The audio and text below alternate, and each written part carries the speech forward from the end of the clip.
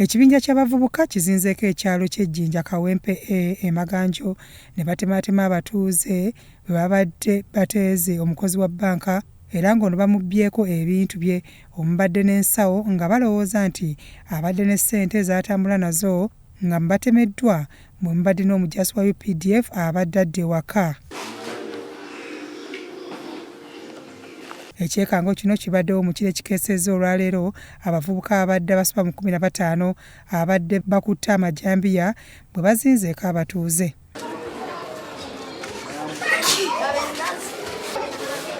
Muwanguzi n'omujaasi wa UPDF ayitibwa Joseph Kibirige abakolera Nakasongola mu Barracks abamu ku balumbiddwa batutegeezezza bwe bati.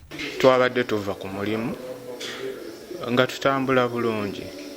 So kati bwe twatuuse waggulu awo ku church from nowhere nagenza okulanga bankuba saategedde kiki kye bankubisiza oba bakubye na kikonde nagenza okulira nga mpulira kamunguluze. Tubadde tuli mu group enene awo nga tulaba abantu bajja ne boda abakwata ejambiya nga sibitegeera nga mbali ndi ano musiika chapati kati wembadde awo nengamba kandabe kye kigenda mu maaso badde ndi awo kulaba omusajja akuta ejambiya kati nengamba kansembere ndabe kye kigenda mu maaso mba ndi awo ajja ejinja libadde mu jacket nga dene ina abadde ayina munamalala nga mangi kwekwata ejinja n'ali nkuba olubuto endumizibwa nnyo naye nga sinabitegeera. Twabadde wanene abasajja ne bajja piki 5 nga buli piki eriko abantu basatu ne basanga omukyala n'omwami nga batambula ne babakuba ne bamukaali waggulu ne basanga omusajja nga atambula bibye naye ne bamukuba ne bamutema babadde n'amajambiya.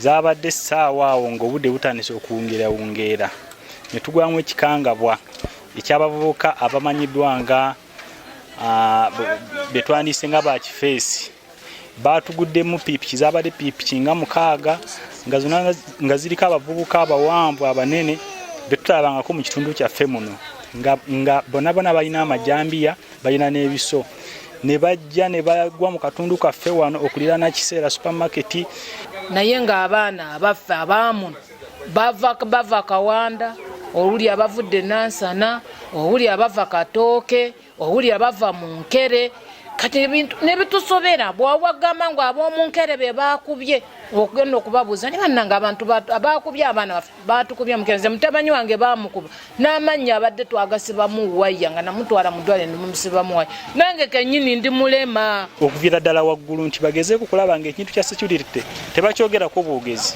wabula bakitwalira ddala mu nkola bakiteeka mu nkola kubanga kati ebintu bino biyinza obutakoma wano ne byeyongerayo. Kibi nnyo ekyatuuseewo okusinziira ku mbeera nga bw'emiridde mu kitundu kyaffe. Tulina obuzibu bungi nnyo mu kitundu wano obufaanaganako ng'obabaddewo eggulo okuba abantu baffe. Tulina abavubuka baba bodaboda abava gye bavudde ne bajja mu kitundu tebabazaala muno bayita mu buyisi bajja buzi ne bakuba abantu ne babatema ebijambiya ne bavuga ne bagenda. Olunaku lwajjo zaze bodaboda 5 ziriko abantu basatu emabega buli omu alina ejambiya. Byawandulu Bone akuyita mu kusaba kwa Good Friday ngenda kusoma mwezi 18 April ku Canaan Land.